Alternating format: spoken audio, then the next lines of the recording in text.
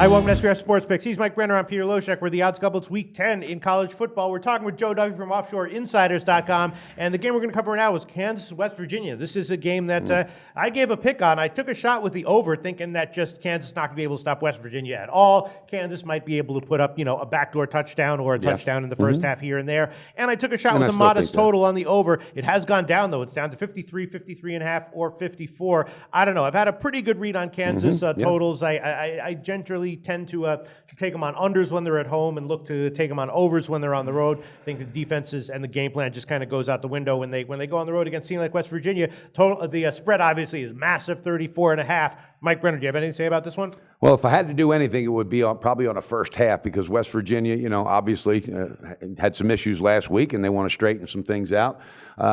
Kansas, though, I don't know. That's that team. It just, again, backdoor covers, I think that's something they're capable of doing. And you just don't know what Kansas team's going to show up. And I know they're dealing with some injuries. But, again, this, for me, Pete's a 10-foot pole. And if I had to do something, it'd probably be a first half. But then, again, that's why we get the main man on, Joe Duffy. I'm dying to hear what he says. So Kansas hasn't really been getting backdoor coverage this year, though. Despite being a big dog, they're still 1-6 against the spread over their last 7 games. And I may be speaking of years past. Joe Duffy, the line is 34 and a half. Total's 53, 53 and a half, or 54. What's your take on this line set?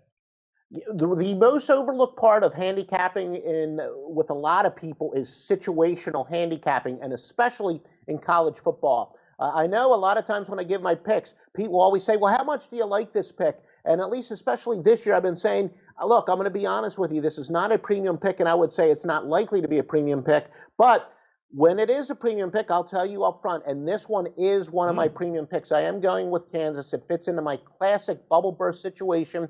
West Virginia, they thought they were wearing that Cinderella slipper. They were a legitimate dark horse candidate to make the dance, the 4-team Final Four for the in college football. Of course, they're coming off a very humbling loss. Not only that, but they have Texas at home next week. And now we talked about it last week. Texas is a very good home team. Then they play Oklahoma. They're in the definition of a big letdown situation. To me, this is a perfect sandwich game. And it's even strengthened, exacerbated by the fact that it's my classic bubble burst situation. I like Kansas here.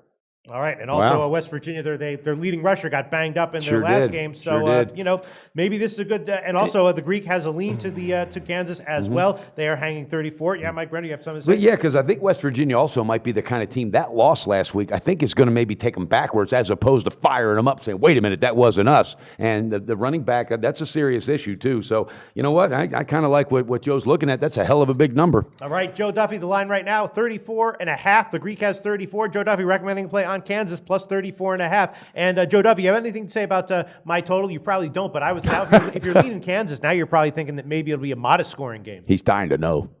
Well, I don't really have an opinion on the total, but I've debunked that. I've heard that many times where people say if you like the big underdog, you've got to like the under. If you like the favorite, you've got to like the over. No, I've studied that. That's just not true. Yeah, it's not true. But I'm saying in this game, do you expect that West Virginia, when they have like a bubble burst situation, as you said, that they'll let down offensively?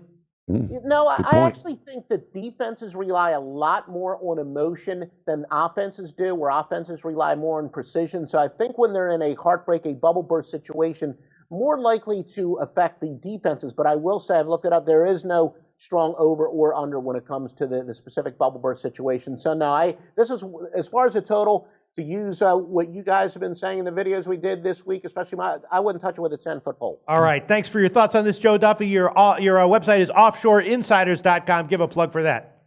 You know what happened off of a very rare losing NFL week 2 weeks ago? We have come back with a vengeance, 16-7 with all football picks.